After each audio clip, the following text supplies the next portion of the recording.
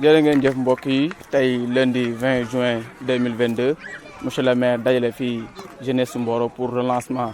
travaux yi nga xam ne mooy foyer des jeunes bi nga xam ne moom leen war a commencer liggéey bi monsieur le maire ñëw na fi ànd ak ay adjoint premier adjoint deuxième adjoint ba quatrième adjoint ñëw nañ fi ànd ak ñi nga xam ne ñoo représenté jeunes yi ak association ak mouvement yi nga xam ne ñoo ngi ci dëkk bi yëpp ñëw nañ pour assister relancement travaux yi. li nga xam ne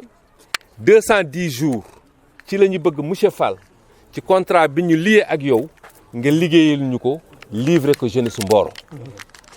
conseil communal de la jeunesse mu ngi fi le président de la commission jeunesse mu ngi fi le président de la commission culture mu ngi fi l'association des handicapés ñu ngi fi tous les jeunes de Mboro les associations ñu ngi fi. kon ñoom dañoo ñëw tey pour ñu lancer le démarrage des travaux du centre socio-culturel de Mboro xale yi bokk na ci seeni mébét ñu am bërëb boo xamante ni daañ ci mun di daje di ci def seeni événement waaye itam di fi jàng loolu la ñu bëgg ñu eggalil ñu ko dem nañu ci AGETIP waxtaan nañu ak ñoom def nañu benn contrat de 119 millions pour finir le foyer socio-éducatif dénk nañu les travaux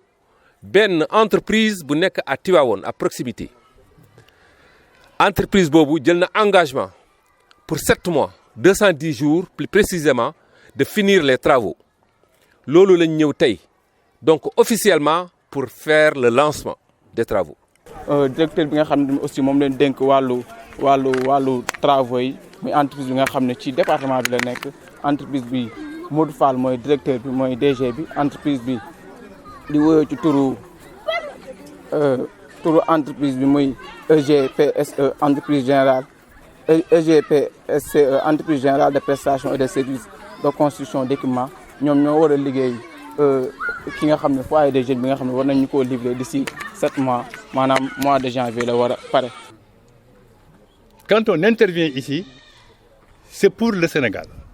c'est pour l'avenir de la jeunesse. On n'a pas le droit, nous, de tricher avec ce travail-là, ou bien de faire des choses, demain après-demain, on va nous interpeller. Certes, les gens peuvent se poser des questions. Mi, c'est un enseignant. Comment se fait-il que j'ai appris à gérer des projets, j'ai appris à manager, j'ai appris à gérer des ressources humaines. Khadim Wade, c'est un ingénieur en génie civil, il est là, on est venus ensemble. Ce bâtiment-là, c'est lui qui le prend en charge avec son équipe. C'est un ingénieur qui met la main à la pâte. Ce n'est pas quelqu'un qui reste dans son bureau et qui conçoit les choses. Non, il est sur le terrain et vous le verrez. Boubacar, il est là. Modou, Belen Modou Falangifi, c'est des techniciens en bâtiment. Nous avons des techniciens attitrés. Inch'Allah Rabbi. Jam ak bëgg-bëggam yàlla ak dogalam fii mën nañ fi bañ a def 6 mois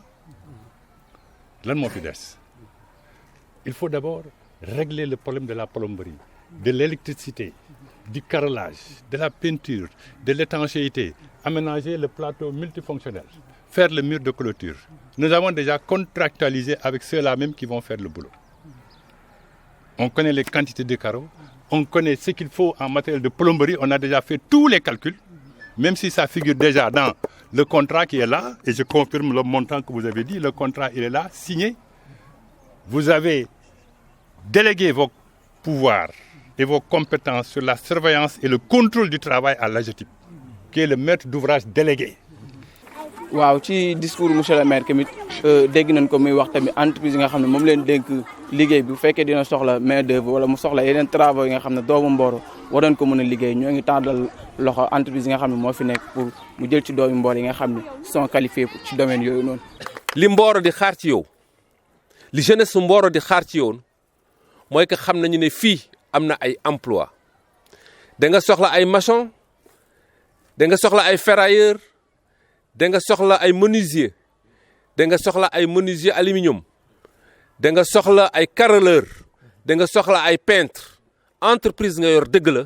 waaye tey jii bu fekkente ne compétence yi am na au niveau de Mboro ñoo ngi lay tàllal loxo ci ñi nga jàppale doomu Mboro ñu gis ci ñoom tam seen bopp. yeneen ñi nga xam tamit ñoo représenté jeunes yi jël nañ parole aussi monsieur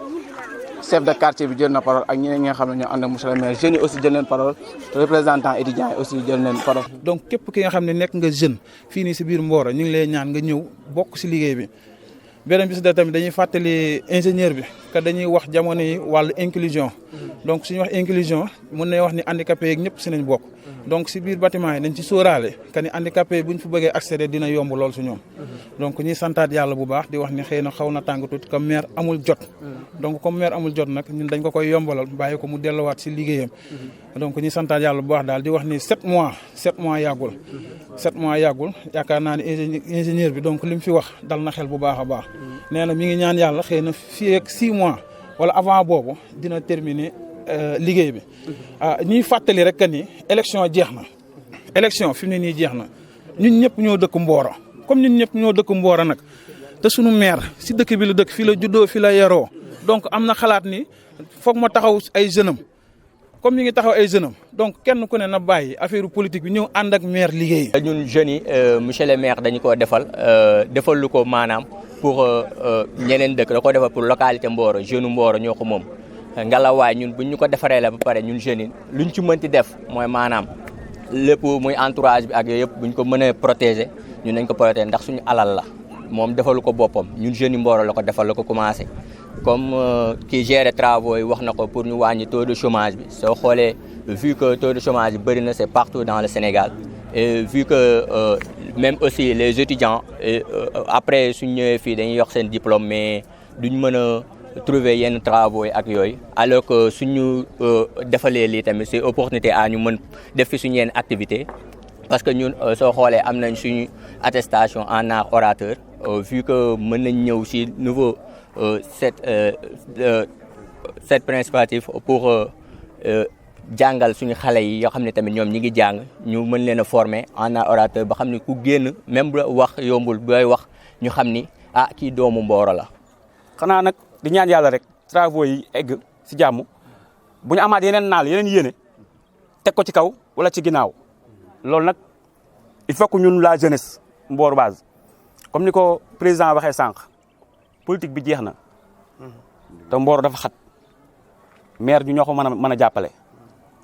ni muy doxalee man dama wax kenn lu ko neexa man damay wax dëgg rek te yàlla tax ni mu commencé nii impliqué ñëpp ci municipalité bi amul xaaj amul seen fas yéenaa yéene liggéey yàlla na yàlla mottali yéene boobu nag mais nag ñun waa Mboro ñoo ko mën a jàppale. monsieur le maire bu noonu day ubbi benn cagnotte sax Mboro waa bu nekk jeune bu nekk ne indi 1500 2500 pour ñu def ko ci dëkk bi dañ cee war a taxaw ndax loolu mooy tabax dëkk. waruñu loo xaarati sax gouvernement état am na yu bëri nga xam ne mën nañ koo defaral suñu bopp mais loolu il faut que mu laaj volonté ak pas-pas. donc ñun mbégte lañ ci am te moom sooy xool sax bi muy defar li nga xamante ne moo di conseiller yi xoolul ku for ak moom ak àndul ak moom mais da ko def ngir nañ lañ mën a tëggee Mboro pour que ku nekk soo demee feneen mën a wane xar kanam Mboro mu commencé ko ci foyer bi mu nekkoon quand même benn niche d'insécurité parce que gis nañu ne fan yee passé am na jafe-jafe yi fi am donc mu ne loolu bëgg naa quand même mu dañ fi li muy dañee mooy nañ ko àggale mu ne man même bu fekkente ne budget Mboro 1 milliard la 900 millions yi fii laa koy def donc loolu yëg jeunesse yi moo tax monsieur Abdoulaye Tall def loolu. effectivement ñun pare nañu pour liggéeyal Mboro naam yàgg nañu fi nekk di intervenir ci lu bari mais dañuy feddaliwaat encore suñu collaboration avec la mairie de Mboro di wax ni pare nañu pour liggéey si lépp nag ndax noonu lañ ko defee ñi fi nekkoon noonu lañ ko defee ak ñi fi nekk di wax ni rek foyer des jeunes bi artistes yi ak ñi nga xamante ni acteurs culturels yi ñoom la ko maire defal ak population Mboro sànq am na ku ko wax nañ ko sàmm ci cet nañ ko sàmm ci nekkinam pour mu mën a sunu ay rakk ak sunuy jarbaat moom ñoom tey mën ko fi fekk. di wax ni rek li ma ci doon dolli sànq Pape Niang wax na ko mooy le respect des kii travaux yi ak rampe yi en même temps aussi ñu defee visite sànq jotuñu fi gis podium. bon loolu constaté naa ko bi ñu duggee ci salle bi te bon comme def nañu pas mal de tournées ci yeneen dëkk yi Saint-Louis festival de jazz Thiès Dakar et autres centre culturel yi ñu fa gis nañu estrade yoo xamante ne nii fa la ñuy defee lépp donc loolu rek la ñu doon sonjeewaat encore ci sunu ingénieur bi pour mu après mu bàyyi ci xel ci aspect yooyu noonu quoi. li ci nekk nag mooy foyer bi dafa nekk ci biir quartier bi waaye quartier yëpp a ko moom ndax bu leen réere mbir ni quartier Mboro 3 mooy quartier Mboro yëpp firnde bi mooy képp ci ñëw ci marché bi bëgg papier ak quartier boo mën a dëkk ci man ngay ñëw kon nag lii ñëpp yéen ñëpp a ko moom li gën a am solo mooy maire bi yii nga xam ne moom la kii ka wax léegi yooyu du maire waru ko sax yëg yéenay organiser wu seet li ngeen war a jàppale mairie bi soit nu ngeen ko mën a defee jékki-jékki ñëw ni ko noonu de monsieur le maire amoon nañu vision def nangam dans un premier temps nag lii noo la ko jox nga seet noo koy accompagner waaye ab maire du sooke lool habitants yi ñooy def lool looy dimbalee maire da koy bett te foyer bi nañ ci teg suñuy bët ak suñuy loxo ndax yéen a ko moom waaye nit ñun tamit noo ngi ci wet gi képp ku nga xam ne ni gis na fi ku fiy jàdd def lu noonu te ngeen xàmmee ko topp leen ko ba xam lu mu fiy wut bu ñu paree it bagage yi fi nekk ni ngeen ko gën a bëgg maire bi ak maire bi. Abdoulaye Tall nekkuñ ci élection campagne yi jeex na ku ko bëgg a jàppale ñëwal nga ànd ak moom liggéey monsieur le maire Abdoulaye Tall bi mu toogee li mu jëkk a wax bokk na ci fépp fu fay mën a nekk ci avancement Mboro intéressé la nga bëgg Mboro yokku nga bëgg Mboro am taxawaay nga bëgg ñëpp gis Mboro fenn fu nekk monsieur le maire Abdoulaye Tall ne foo mën a nekk woo naa la ñëwal ñu liggéey képp ko xool sa bët gis ni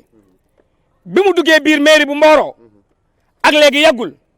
waaye ña fa nekk ci liggéey tey boo xoolee buñ mënee wax dañu naan bu neexee ñu bokk na ci ñi nga xam ni ñu bari ñoo nga xam dañu naan sànni monsieur le maire xeer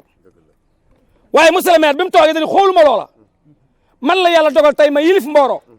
kon képp koo xamante ni xool naa ba xam ne am nga capacité liggéey danaa la woo nga ñëw ma ànd ak yow ñu liggéey ngir mairie bu Mboro gën a mën a avancer. léegi nag entreprise bi foyer bi boo ko xoolee ñoo ngi ko constitué ci 2 bâtiments benn bâtiment bi mooy bâtiment bi nekk à gauche mooy bâtiment bâtiment de fête bâtiment de fête la moom leen moo nekk à gauche beneen bâtiment muy bâtiment administratif am na tamit beneen ci gannaaw espace bi nga xam ne pour terrain multifonctionnel boo nga xam ne war nañ koo def pour ay handball ak ay basket et cetera voilà entre foyer bi moo nekk nii moom la gars yi ñëwoon tey pour relancement bi voilà tey jii lañ war a relancer travaux yi commencé nañ ko entreprise yi ñoo ngi sur place pour relancer travaux yi jërë ngeen jëf